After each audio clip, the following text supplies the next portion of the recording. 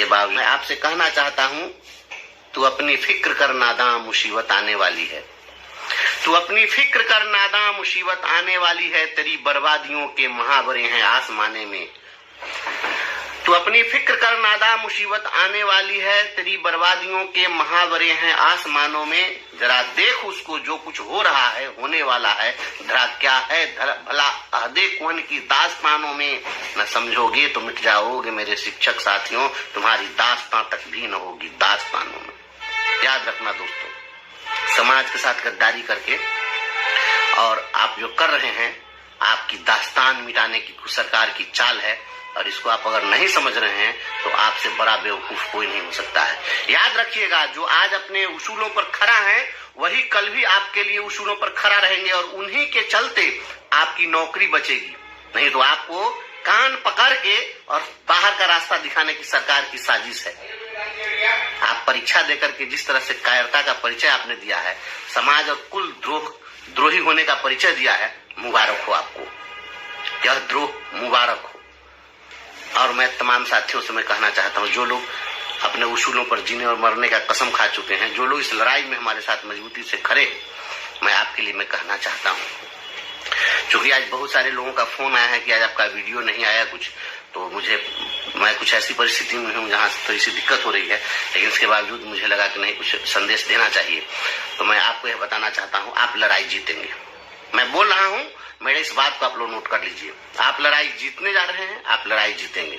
हाँ, ये तय है कि इन राजनैतिक गणिकाओं के माध्यम से आपको जीत नहीं मिलने वाली है। क्योंकि बिहार में आप कहाँ जाएंगे, यहाँ स्थिति है कि जितने भी हैं, ये अदम गोंडवी ने कहा था कि जितने हरामखोर थे कुर्वो जवार में, विधायक बनकर बैठे हैं अगली कतार में। दीवार फांदने का जिनका रिकॉर्ड था, मंत्री बन गए अब की सरकार में। काजू भूनी प्लेट में और विस्की गिलास में उतरा है राम राज्य विधायक निवास में। विधायक निवास में राम राज्य लाने वाले लोग आपकी लड़ाई नहीं लड़ेंगे। आप जब भी लड़े हैं, आप अपनी बदौलत लड़े हैं, और आपको अपनी लड़ाई की बदौलत ही सफलता मिलने वाली है। कैसे मिलेगी सफलता, मैं आपको बतलाता हूँ। आपको सफलता मिलेगी, न्यायिक रास्ते से सफलता मिलेगी।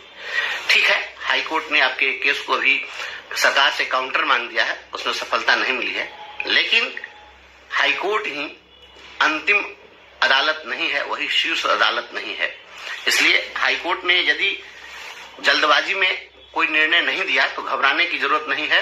हम बैठे हुए नहीं हैं, कल का इंतजार करिए। कल दोपहर में हम आपको कुछ संदेश देंगे, और हम आपको यह बताना चाहते हैं, आप यह लड़ाई जीतने जा रहे हैं। कैसे जीतेंगे, तो हमारे बहुत सारे साथी जो परीक्षा देने के लिए जो आज गए हैं, उसमें से कुछ लोग ऐसे डरे हुए थे जिनको लग रहा था कि हम शायद परीक्षा में शामिल नहीं होंगे तो सरकार हमारी नौकरी समाप्त कर देगी।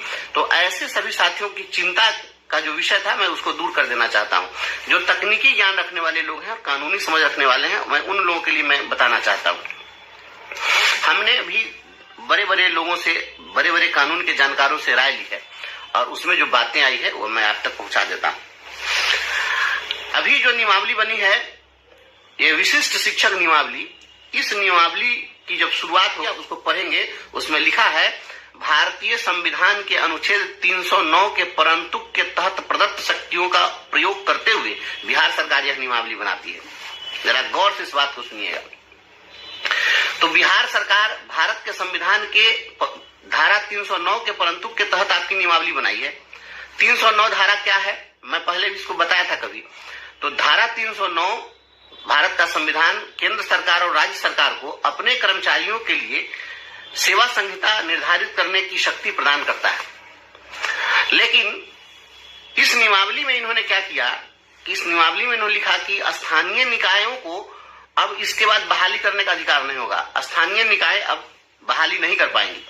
पूर्व में जो हमारी नियमावली थी, पंचायत प्रखंड शिक्षक की नियमावली थी, वह जो नियमावली थी संविधान की धारा 243 के तहत प्रदत्त शक्तियों का प्रयोग करते हुए सरकार के द्वारा बनाई गई नियमावली थी।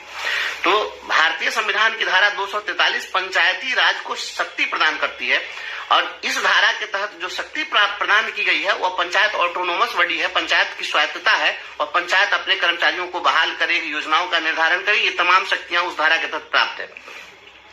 लेकिन धारा 309 जिसके तहत हमारी सेवा शर्तें बनी है, उसमें कहीं भी इनको यह अधिकार नहीं है कि यह 243 के तहत प्रदत्त शक्तियों को ये रोक दें। इस बात को गौर से समझिए कि धारा 309 के परंतु के तहत जो शक्तियां प्राप्त है वो अपने कर्मचारी के लिए आप नियमावली बना सकते हैं, लेकिन पंचायती राज के जो कर्मचारी हैं उनके लिए कोई आप नियमावली नहीं बना सकते हैं, या उनके ऊपर आप नहीं थोप सकते हैं, या उनकी सेवाओं को आप कम नहीं कर सकते हैं, या उन पर कोई कार्रवाई नहीं कर सकते हैं।